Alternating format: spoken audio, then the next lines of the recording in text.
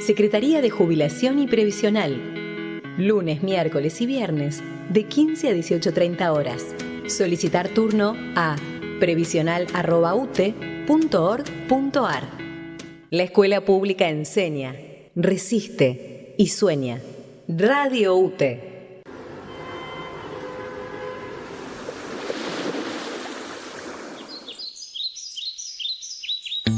Aquí comienza Ecomodelos para Armar. Pedagogías renovables para un futuro sostenible. Un ciclo de entrevistas a referentes ambientales para pensar la Argentina, nuestra ciudad y la escuela.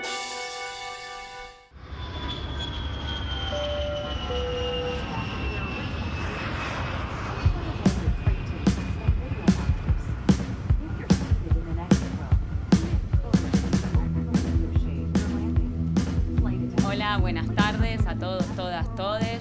Empezó Ecomodelos para Armar, edición 2025. Estamos acá con Pablo Francisco.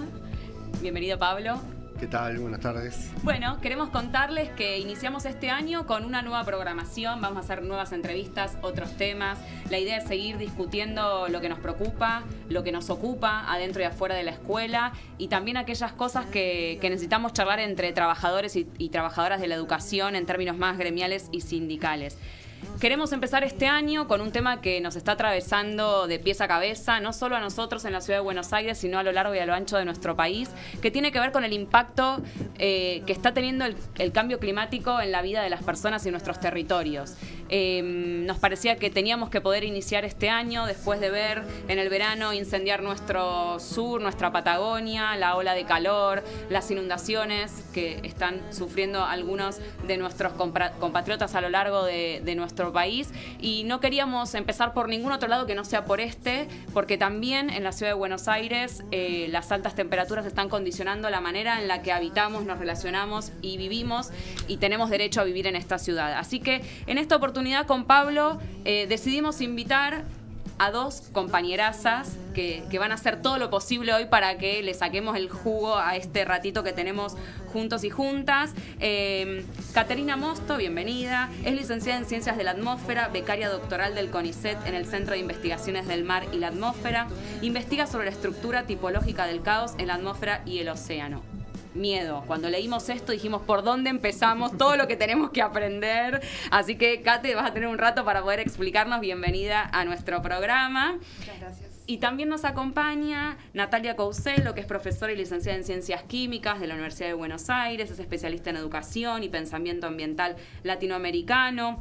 Fue parte del equipo de educación ambiental integral entre el 2022 y el 2024. Es docente de los profesorados de educación primaria e inicial, y hasta diciembre del 2024, y ella después nos va a explicar un poquito, fue docente y coordinadora de la actualización académica, es decir, del postítulo de educación ambiental que funciona en el Normal 3. Bienvenida, Nati, a este programa. Buenas tardes.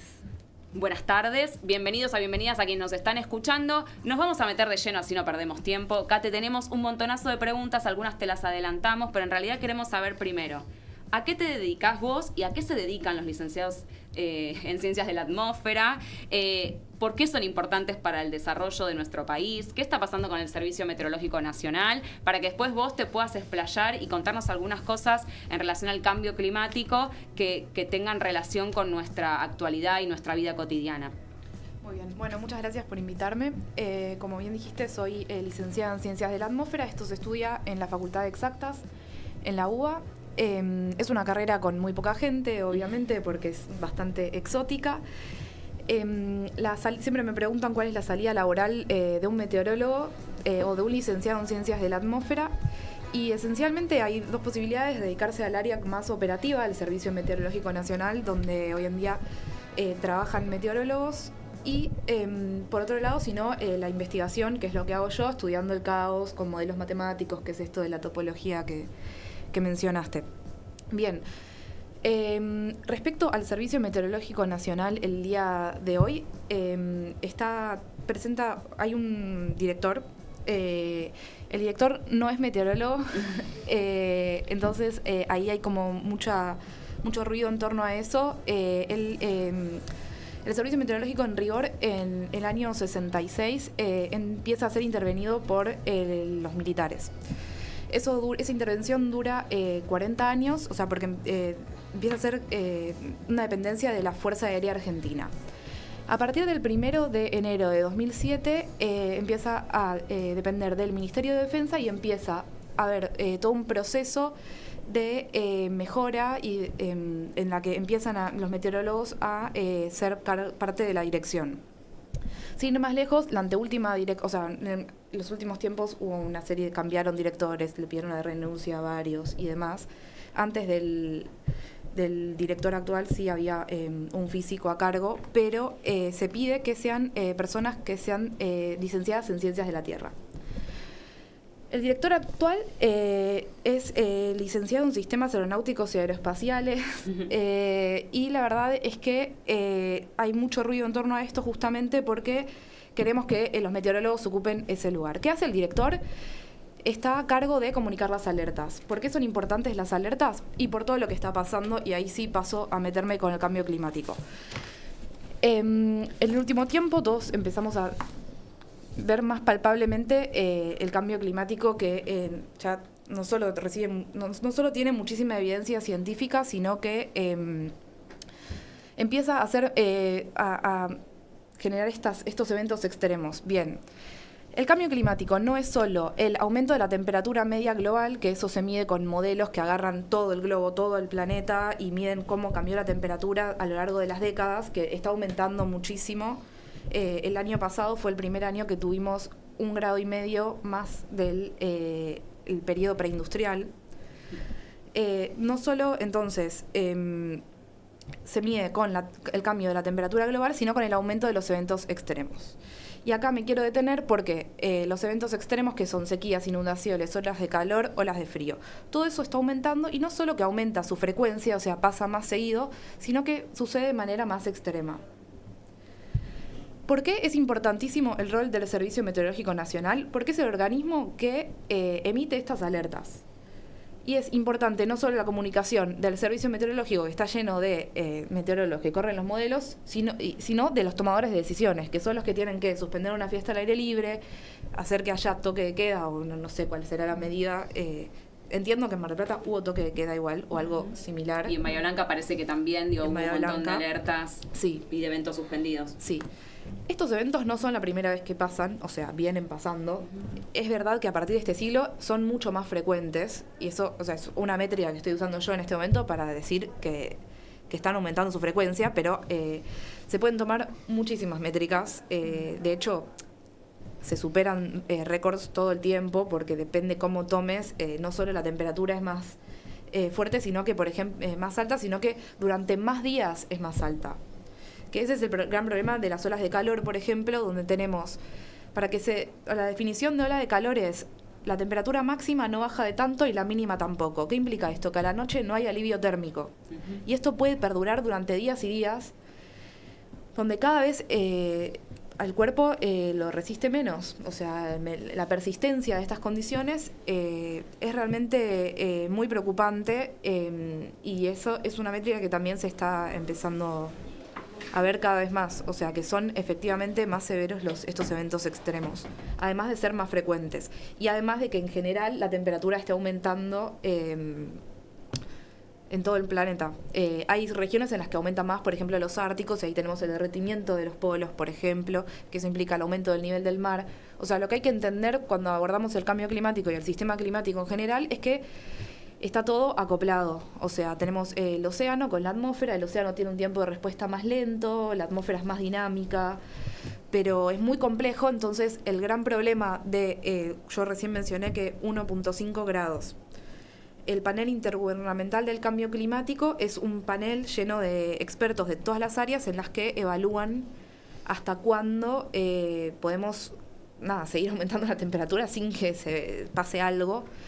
Y 1,5 grados por encima de los niveles preindustriales, que digamos que, o sea, antes de los preindustriales estábamos más o menos bien, después con la revolución industrial empezamos a contaminar un montón, los gases de efecto invernadero persisten en la atmósfera algunos 50 años, otros 200, o sea, estamos ahora viendo los efectos de todo lo que venimos contaminando desde el siglo pasado, Entonces, ¿hasta cuándo podemos básicamente joder con esto, ¿no? Como hasta cuándo tira. 1.5, la idea, o sea, el Acuerdo de París, de hecho, propone eso como máximo, como tope. A partir de ahí, si llegamos a los 2 grados, se vuelve muy complejo, hay posibilidades de que sea irreversible y de que también hay un problema que es que no podemos predecir qué va a pasar, porque justamente está todo acoplado, tenemos... es muy dinámico, la atmósfera es muy caótica, que es un poco lo que estudio yo, y no se puede predecir cómo va a responder el sistema climático, los ecosistemas, el océano, demás. Bien, que no se pueda predecir por completo no significa que los gobiernos no tengan que hacer cosas. Por supuesto que no. ¿No? Digo, porque todo lo que vos estás contando en un área del Estado estratégica en este contexto, digo, le está pasando a otros ministerios, a otras dependencias también del Estado en el corrimiento de las decisiones gubernamentales en pos de revertir algunas de las situaciones. Kate, bueno, mencionaste algo que nos pasa a todas, a todos, no solo en las escuelas, sino en los lugares que frecuentamos, que es esto de que se hace palpable las consecuencias del cambio climático. Hay una sensación como que hasta hace unos años vos le hablabas a cualquier persona y era un tema que muchos tomaban como algo abstracto. Ahora es concreto. En las escuelas, por ejemplo, nos pasa que venimos padeciendo las olas de calor porque los edificios escolares no están preparados para la climatización adecuada. Nos pasa también que se sufren de manera muy fuerte las lluvias intensas. Hay plagas que persisten en el tiempo, que antes, por ahí, no sé, por ejemplo, alacranes. Antes era impensado que iba a haber un alacrán en una escuela. Hace unos años, si aparecía uno, sabíamos que no iba a volver a aparecer. Ahora ya sabemos que convivimos con muchas plagas. Quería preguntarte cómo veías y qué experiencia tenés de sobre las consecuencias del cambio climático sobre las condiciones de trabajo. En las escuelas nosotros hablamos de las condiciones de trabajo como las de enseñanza y aprendizaje, por lo tanto afectan a docentes, a estudiantes, a trabajadoras y trabajadores auxiliares. Y bueno, si tenés alguna experiencia para contarnos al respecto, y también sobre las condiciones de trabajo en general, no solo de la docencia. Sí, esto que me hiciste acordar a algo, que es la isla urbana de calor. No sé qué tanto saben al respecto. Hay un trabajo en el que puntualmente está demostrado que debido a los materiales y de construcción y a la enorme metrópolis que es Capital Federal, hay un aumento de la temperatura diaria porque ¿qué hace el cemento? Conserva el calor. Entonces es que esto de la ola de calor es mucho más probable en, por ejemplo, Capital Federal, y ni hablar en barrios precarios en los que las construcciones son como muy altas y están todas muy cercas unas de las otras, en donde se da esto de que las olas de calor se viven de otra forma porque es mucho más sofocante, no hay espacios verdes. Entonces, así como hay un montón de evidencia de que el cambio climático es una realidad, no solo porque lo estamos viviendo, sino porque está demostrado científicamente, por otro lado, hay un montón de cosas para hacer en términos de construcción, de espacios verdes para dar alivio térmico en estas situaciones. Ni hablar de hacer que sea menos inundable, o sea, nada, en las escuelas yo creo que, o sea, y sin ir más lejos, también hay laboratorios en facultades que se inundan y se arruinan cosas que se están haciendo, o sea, en las facultades también pasa esto. Sí, creo que hay mucho para hacer en ese sentido. Sin embargo, esto, o sea, le está pasando a nivel mundial, ¿no? O sea, hay incendios en todo el mundo, lo vimos este verano con los incendios en California, o sea...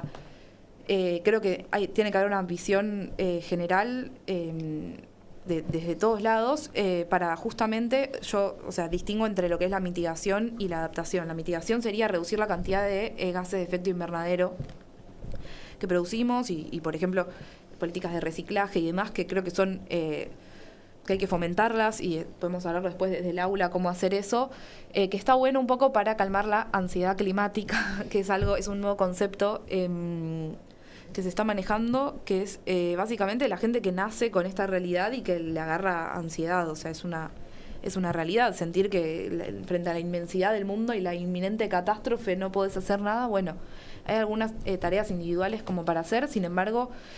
China y Estados Unidos emiten un montón de gases de efecto invernadero, entonces creo que hay un montón de políticas que podemos lanzar en términos de la mitigación, pero que hay que pensar seriamente y tiene que estar primero en agenda la adaptación. ¿Por qué? Porque los barrios más vulnerables son justamente los que están ahí, al borde del río que puede crecer, ni hablar de las escuelas que no tienen la infraestructura necesaria como para soportar esto. Creo que debe haber una reglamentación desde ya para, o sea, ¿qué hacemos con los 45 grados? O sea, ya tuvimos sensaciones térmicas de 45 grados este verano, esto va a seguir sucediendo y hay que pensarlo. Y creo que pensarlo desde el aula es un primer gran paso, dando el rol de la escuela en todo el país. Sí, que incluso si vemos cómo va cambiando la dinámica en el aula, con la ola de calor sobre todo, nosotros emitimos un material que planteaba una fuerte crítica al gobierno de la ciudad también porque ya no es una sorpresa que haya una ola de calor en marzo, ni hablar en febrero.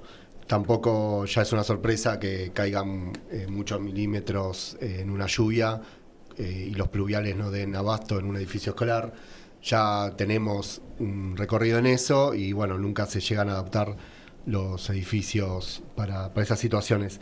No, concretamente habíamos planteado exigir al gobierno de la ciudad la provisión de agua potable, el funcionamiento de artefactos electrónicos de ventilación y climatización, también que docentes y estudiantes puedan permanecer en establecimientos sin delantales y que se priorice el uso de los espacios más frescos en cada edificio escolar. Eso frente a 0 recomendaciones que llegan del gobierno de la ciudad. Es como si fuese un día más cuando no lo es, cuando hace tanto calor.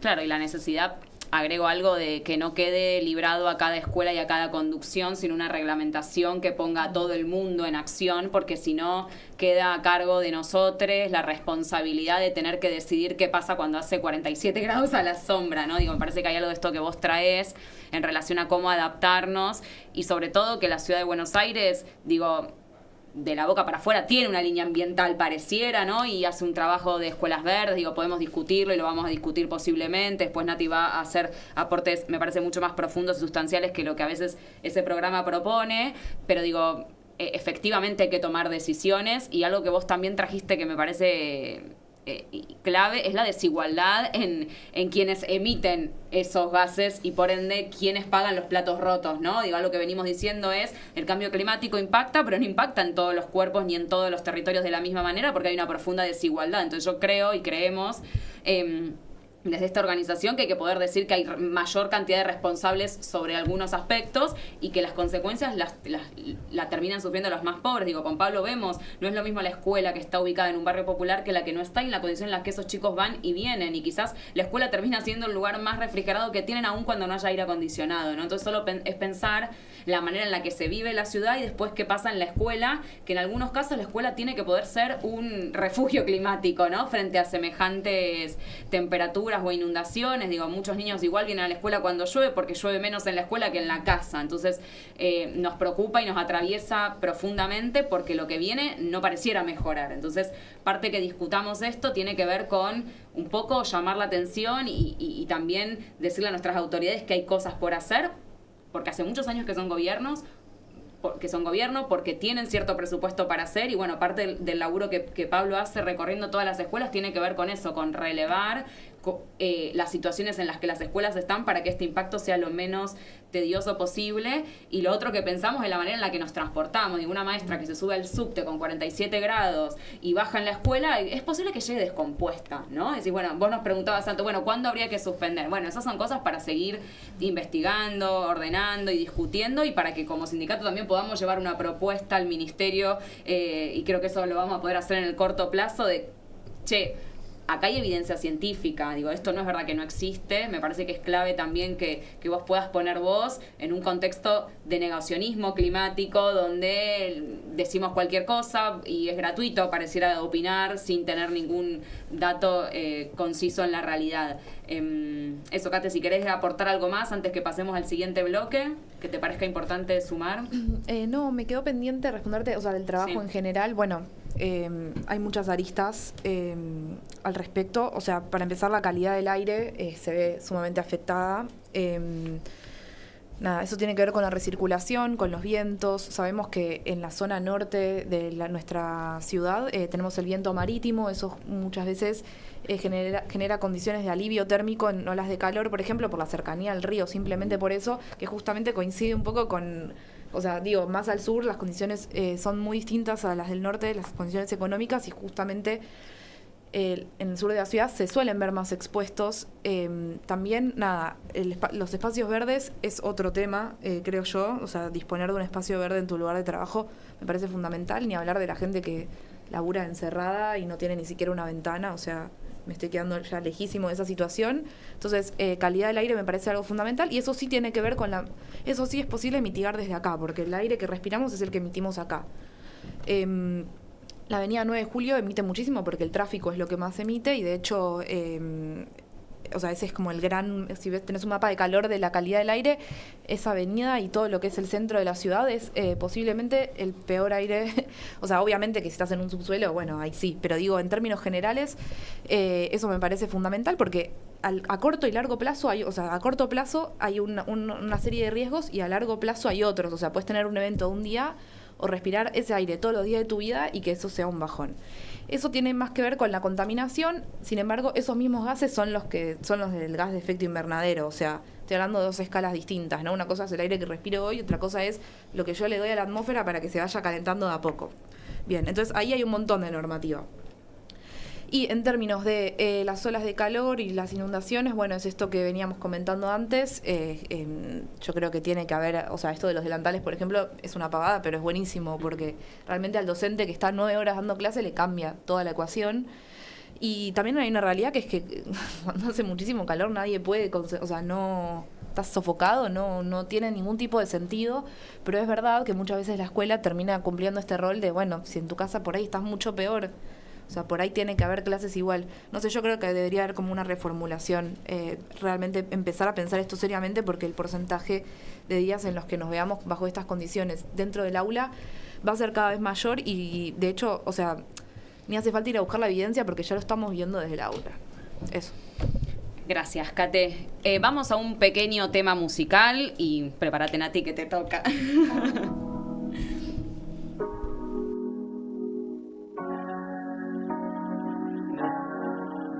La calle quema, calle arde, apúrate nena, estamos tarde, ahogamos la pena con un Jagger, te pago la cena, voy a buscarte, tengo tu pussy de amuleto, le muestro mi music, un secreto, y se me mata por ser el mejor, me llevo conmigo algunos va al cajón, a mis amigos les pido perdón, me la mandé que sirvió para el show, quiero estar solo, ya arriba unos blows, eres dolido porque yo tengo la sauce.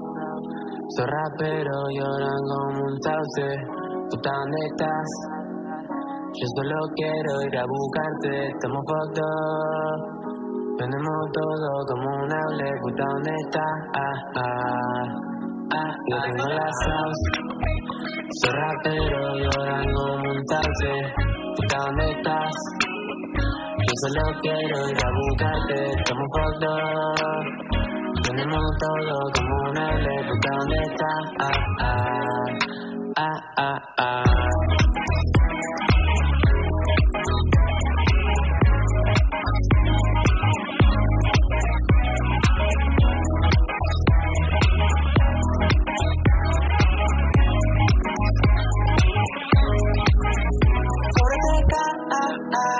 Me voy del show, perdón bebé, llego tarde al avión, decirle al mozo que traiga la cuenta, mi casa está rota por culpa de hiela, mi equipo volado, no tienen el IESPA, tocamos cobrando invitados a la vuelta. Tengo la sauce, soy rapero, lloran como un sauce, puta, ¿dónde estás? Yo solo quiero ir a buscarte, estamos fucked up. Tenemos todo como un hable, puta, ¿dónde estás?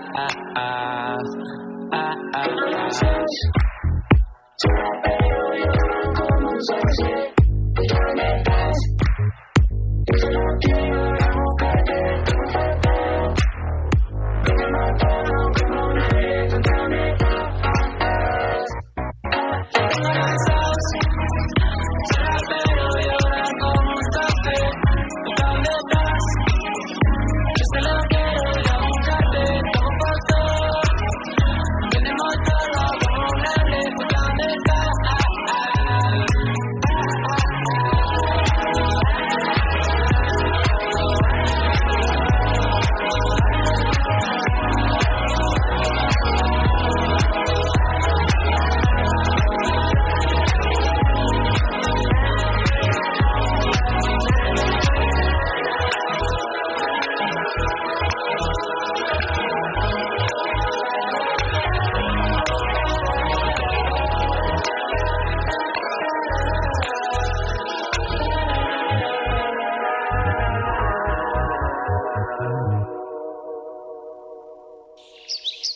Estás escuchando Ecomodelos para Armar.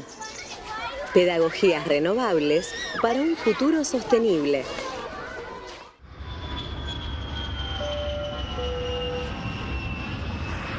Bueno, volvemos. Queremos aprovechar cada minuto de este programa. Nati, no te vamos a preguntar nada, te vimos atenta a la intervención de Kate.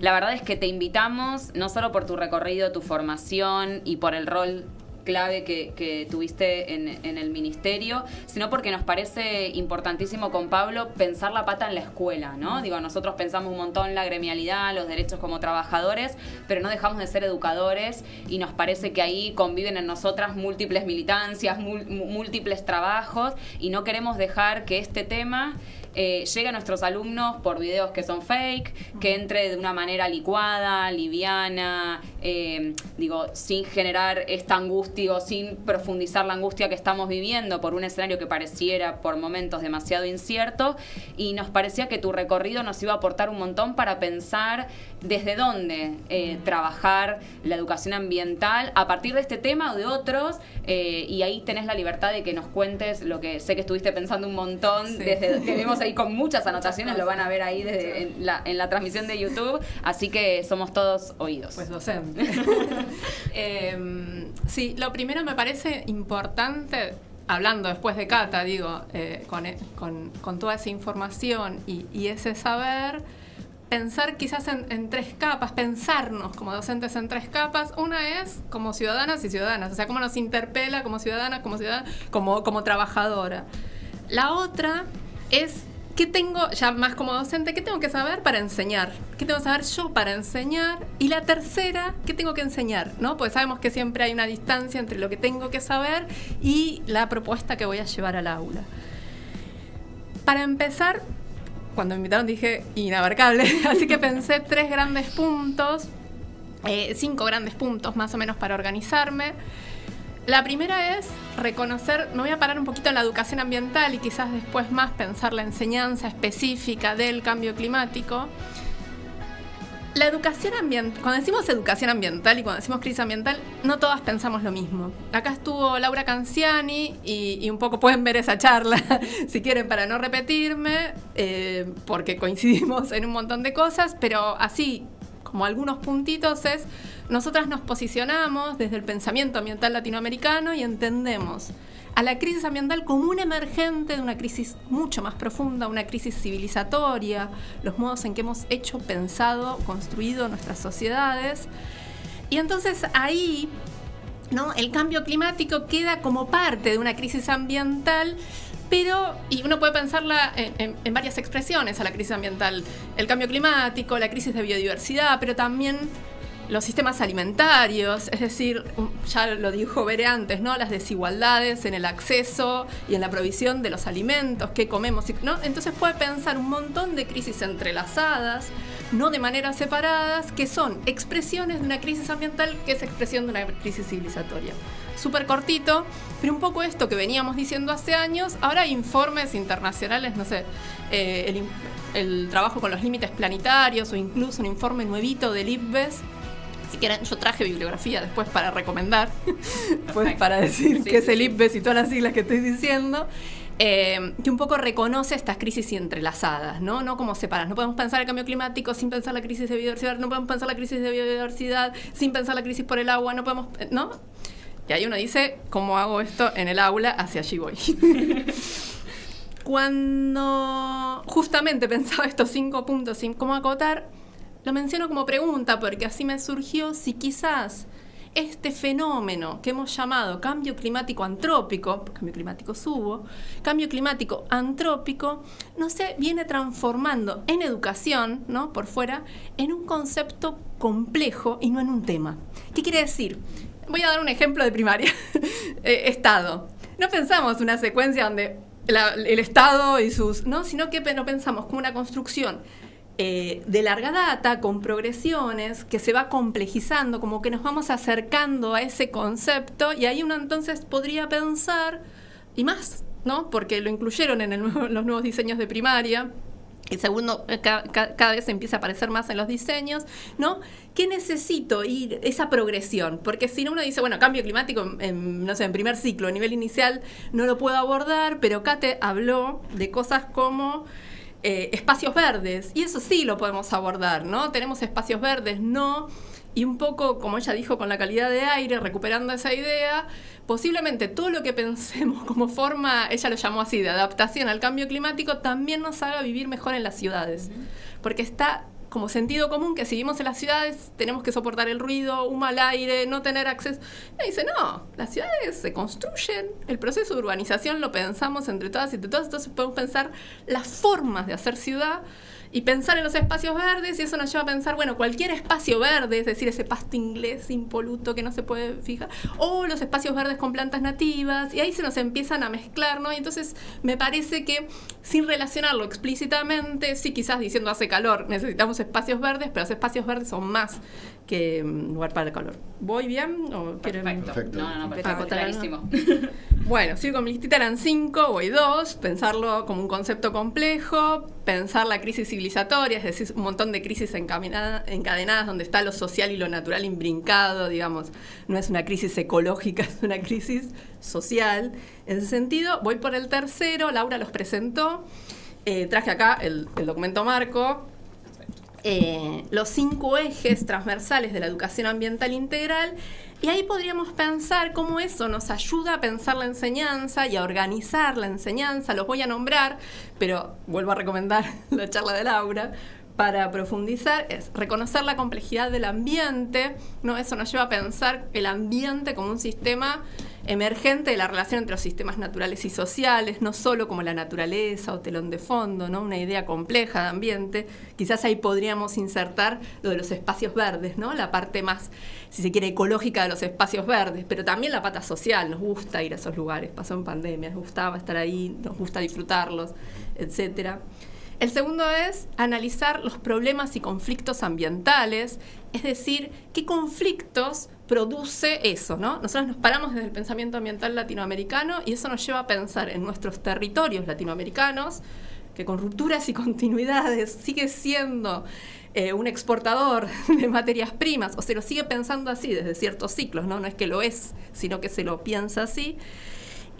Podemos pensar qué conflictos genera lo que se suele llamar transición energética, ¿no? Y vimos en el 2023 esas represiones en Jujuy fuertísimas, pero también hoy tenemos una persona presa en Mendoza, no me lo quiero decir mal, porque justo es el apellido es igual al del gobernador, es Mauricio Cornejo, en Uspallata, que es parte de una asamblea por el agua y que estaban haciendo una manifestación al proyecto minero San Jorge, y hoy está preso desde el 24 de febrero. Creo que ahora le dieron domiciliaria porque encima tiene un problema de salud, pero digamos. Entonces, pensar el conflicto como algo propio de las sociedades, ¿no? Y la no criminalización de la protesta en ese sentido, ¿no? Entonces, ahí van los 2 ejes, reconocer la complejidad del ambiente, analizar los problemas y conflictos ambientales. En cada uno me podría quedar un programa. Sigo al tercero. Vamos a hacer solo una saga tuya. Ejercer nuestros derechos, y ahí podríamos pensar un poco en las claves que dijo Kate, ¿no? Los acuerdos nacionales, internacionales, el derecho a un ambiente sano como gran derecho, digamos, no necesariamente, pero podríamos empezar a separar quizás los contenidos, yo pienso, causas, consecuencias, evidencias, marcos regulatorios, ¿no? Como ordenar los informes, dónde van en la enseñanza para que no se nos mezcle todo. Paso al cuarto rápido. Generar un diálogo de saberes que supone más que la interdisciplina, sino considerar otros saberes. Cata lo dijo, no necesitamos tampoco que nos vengan a medir. Hay algo también de la percepción territorial, que es un saber, o de los saberes tradicionales. Lo podemos pensar otro día. Y el quinto, cuidar el ambiente y la sustentabilidad de la vida. Y ahí me gustaría quedarme un poquito más, porque nombró Catelo esta idea de ansiedad climática. Te lo voy a decir, no lo iba a decir. Es un concepto que a mí me molesta un poquito. La ansiedad pero supone... se habla de eso. Se habla de eso, Se habla de ¿no? eso en la academia. Sí, habría que pensar de dónde viene ese concepto, a quién le sirve, ¿no? Como el catastrofismo, ¿no? Se acaba el mundo, ¿a quién le sirve ese discurso? En el postito un poco lo hablábamos, era un momento incómodo ese, les cuento, porque era, bueno, ¿a quién le sirve pensar que el destino es uno, ya está fijado, todos morir, yo morir, ¿no? Como la pandemia esa. Entonces, ¿a quién le es servil, no? Si en los futuros hay muchos futuros que se ponen en juego, ¿a quién les sirve? Porque a mí me da un poquito miedo también pensar que frente a la urgencia y a este catastrofismo, después se nos obligue de alguna manera a aceptar algunas soluciones tecnológicas, un poco pensando en que la pata política no ha funcionado, ¿no? Pasa con las emisiones. Entonces, para ordenarme, vuelvo a este concepto, pensar en prácticas de cuidado colectivas, qué es cuidar, reconocer prácticas de cuidado que existen ya, y este eje es una discusión larga con Laura, pero a mí me parece que la palabra esperanzar, freiriana, esperanzar como verbo, ¿no? Pues esperanzar está ahí con esa carga negativa de esperar, sentarme. Bueno, esperanzar como verbo es un acto político, sobre todo en tiempos complejos, que nos obliga a pensar que los futuros se arman hoy, ¿no? Nadie sabe qué va a pasar. A veces terminan un poco anunciando lo que va a pasar. Y para cerrar un poquito esos 5 puntos que pensé, y ahí paso la palabra, las fuentes que usamos en la enseñanza, que lo nombraste, Bere, a mí me pone muy nerviosa, ¿no? ¿Qué fuentes usamos? Porque realmente no hay muchos materiales educativos con una mirada crítica, está más apagar la luz, andar en bicicleta, y etcétera, etcétera. Y hay muchos informes, ahí venía lo de las fuentes, muchos informes que se pueden leer en la escuela en los distintos niveles. Están los informes del IPCC, por ejemplo, yo traje uno, que es el último, voy a leer una partecita, pero los informes del ITBES, los que son para los medios, etcétera, no hablamos de fuentes primarias. Fíjense que estoy hablando casi de enseñanza de las ciencias sociales, me estoy pasando y pensando desde ese lado del uso de fuentes primarias. Hay un informe también muy lindo que hizo en el 2021 el cambio climático que explica algunas cuestiones, porque es un tema las fuentes, porque vamos en general, a veces aparecen los diarios y marcándonos ideas, esa idea de que el cambio climático aparece como sujeto. El cambio climático causó. ¿Quién es? ¿Dónde está? Leo y ahí ya paso la palabra. El primero, y dice, en este informe que es del año, no lo tengo, pero creo que del 23, ahí después me fijo, dice, las actividades humanas, principalmente a través de las emisiones de gases de efecto invernadero, han causado inequívocamente el calentamiento global, con una temperatura superficie global que alcanzó 1,1 grados centígrados por encima de la de 1850-1900 entre 2011 y 2020. Ahí sigue, las emisiones globales de gases de invernadero han seguido aumentando con contribuciones históricas y actuales desiguales, un poco lo que decía Bere, derivados del uso insostenible de la energía, el uso y los cambios en el uso del suelo, los estilos de vida y los patrones de consumo y producción entre regiones, entre países, dentro de ellos y entre individuos. Habla de la desigualdad en el punto 1, digamos, y dice nivel de confianza alto. Con eso tenés una clase entera. ¿Qué quiere decir nivel de confianza alto? Digo, esto que lo dijo Kate muy bien, está en un informe que podemos usar en las escuelas. Clarísimo, Nati. Dijiste miles de cosas que son de verdad para una saga, lo vamos a pensar, Charlas con Nati se va a llamar y la vamos a invitar a seguir. Pensaba cuando decías nuestra tarea es profundamente esperanzadora, digo, no seríamos maestros, ¿no? Digo, hay algo de lo que trae Kate en relación a un clima social que excede a la escuela, que tiene que ver con un malestar generalizado que hoy estamos viviendo no solo en la ciudad de Buenos Aires, sino quizás en todo nuestro país por diversas razones, a las que se suman las cuestiones ambientales y de eventos climáticos que han desarmado familias, trayendo un montón de pérdidas económicas. Y me parece que hay algo clave en lo que traes, que es como la escuela como la posibilidad de pensar lo colectivo más allá de mi responsabilidad individual. Yo puedo juntar tapitas, llenar la botella, puedo hacer un montón de cosas, pero digo, pensar las respuestas colectivas a problemas que no son colectivos y son sociales, ¿no? Digo, poder colectivizar el problema, siempre decimos lo mismo. Una maestra se enferma, 2 maestras enfermas, 3... Bueno, cuando 3 maestras se juntan, ahí hay un problema que hemos construido y por el cual tenemos que dar una respuesta colectiva. Si pensamos que lo que nos pasa de manera individual, no vamos a poder dar respuestas. Es claro lo que decís, cómo llega a la escuela, lo de las fuentes. Yo también me dedico a las ciencias sociales, me quema la cabeza, porque digo, si vamos a ver cualquier cosa y cómo hacer nosotras como maestras para poder discriminar y poder tener la mirada agudizada de quién está emitiendo esta noticia, que detrás de la noticia hay una editorial que tiene ciertos intereses, que pertenece a ciertos grupos económicos que posiblemente tengan que ver con algo de lo que nosotras no sabemos y se nos escapa. Entonces esto que traes, tan sencillo como, che, hay que mirar este informe, mira, con este párrafo vos podés pensar toda una secuencia de trabajo, descomprime un poco, porque me parece que lo que está sucediendo es, che, es tan inabarcable que no quiero hacer nada por miedo a equivocarme, por miedo a cometer un error didáctico, pedagógico, que después haga que sea peor el remedio que la enfermedad. Y lo que traes en relación a que el futuro es hoy y que la tarea que hacemos tiene impacto en lo inmediato, me parece que es clave. Y en esto quiero concatenar dos cosas porque el tiempo se nos está terminando. Nosotros creemos fuertemente con Pablito que hay que darse una tarea en la formación permanente, ¿no? Durante todos estos años discutimos, le contamos a Kate, y estuvo en discusión nuestra formación inicial con la amenaza del cierre de nuestros profesorados, por la matrícula, por un montón de razones. Después de mucha lucha, los docentes de nuestros profesorados han titularizado sus cargos, pero se viene una batalla por la formación permanente, que eso incluye, del cual yo soy parte, la Escuela de Maestros, y todos los postítulos que los maestros, las maestras y los profes tenemos para seguir estudiando después de habernos recibido, porque todo el tiempo dicen en los medios de comunicación que no sabemos, que somos brutos, que no nos capacitamos, pero cuando nos queremos capacitar nos cierran las instancias. Entonces me parece que todo esto que está trayendo Nati, los maestros y las maestras tenemos derecho a poder aprenderlo, y que para eso está el postítulo. Así que Nati, toma el ratito, después Kate va a decir algo en relación al Servicio Meteorológico Nacional para cerrar, pero nos parece que es importante que puedan aportar algo en relación a estos dos temas. Bueno, desde el 2021 tenemos ley, y esto dijo Ver, es un derecho y es un derecho reconocido por la ley. Nosotros armamos un grupo, un postítulo de Educación Ambiental Integral y Enseñanza de las Ciencias Sociales y Naturales, aclaro, en el nivel primario, que lo dimos en el Normar 3.2 cohortes.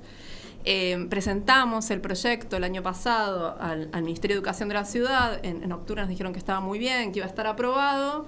No fue saliendo el número de resolución, y después nos dijeron que no hay partida presupuestaria. Esto hace unos días, no hace tanto. Teníamos un listado de 93 personas aspirantes a cursar, docentes, que estaban esperando sin haberlo circulado mucho, porque como no teníamos número de resolución nos cuidamos con eso.